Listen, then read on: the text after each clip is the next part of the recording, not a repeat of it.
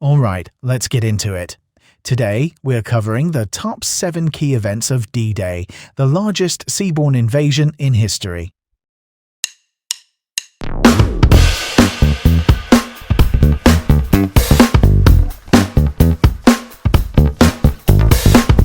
Welcome to Cliff Notes 7 to Know. I'm Cliff Notes. You'll learn 7 facts about the Normandy landings, clear, quick, and test-ready. Dive into D-Day details and dominate your history test. Fact number 1. 6th June 1944, D-Day kicked off Operation Neptune, the assault phase of Overlord, and began the Allied liberation of France with the largest seaborne invasion in history. In simpler terms, this opened the Western Front in northwest Europe.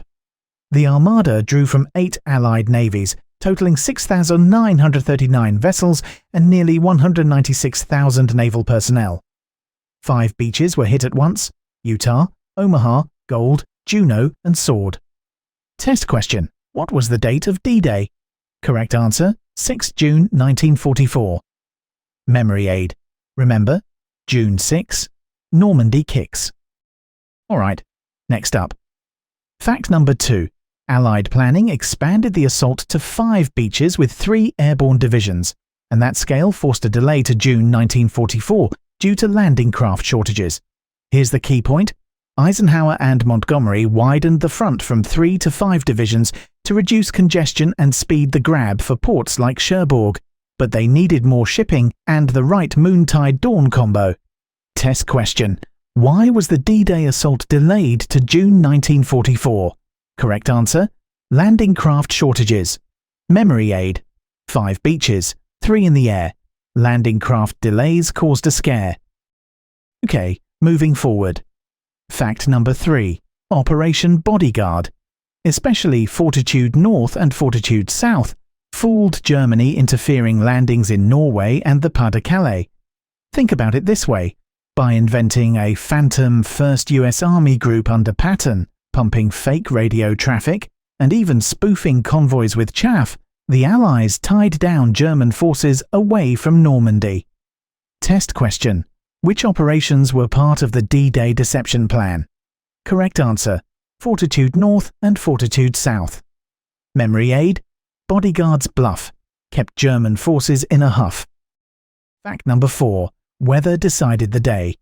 Group Captain James Stagg's forecast allowed a 24-hour delay from June 5th to June 6th. The next window around June 18th to 20 was smashed by a storm from June 19th to 22. From a practical angle, Allied access to Atlantic weather data gave them an edge, while German forecasts expected continued storms. Test question: who was the meteorologist who provided the D-Day weather forecast? Correct answer: James Stagg. Memory aid.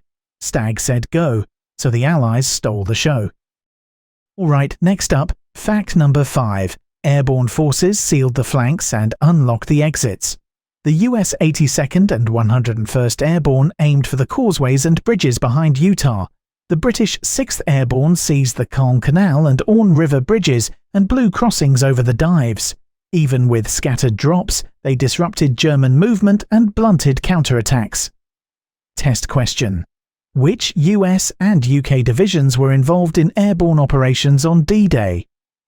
Correct answer: 82nd and 101st Airborne from the US and the British 6th Airborne. Memory aid. 82nd, 101st, and 6th made sure the Allies' plan was fixed. Fact number 6. Utah drifted. Omaha suffered. At Utah, strong currents pushed the first wave about 2,000 yards south into a lighter defended zone. Brigadier General Theodore Roosevelt Jr. said, "We'll start the war from right here," and exits opened quickly. At Omaha, rough seas and launching duplex drive tanks too far offshore sank many of them.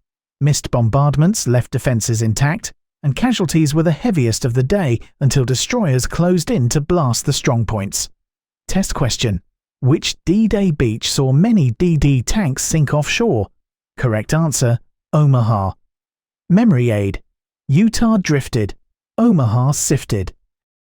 Okay, moving forward. Fact number 7.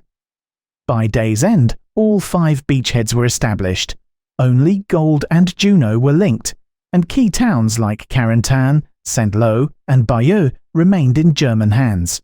The big idea is consolidation first, rapid inland advances later.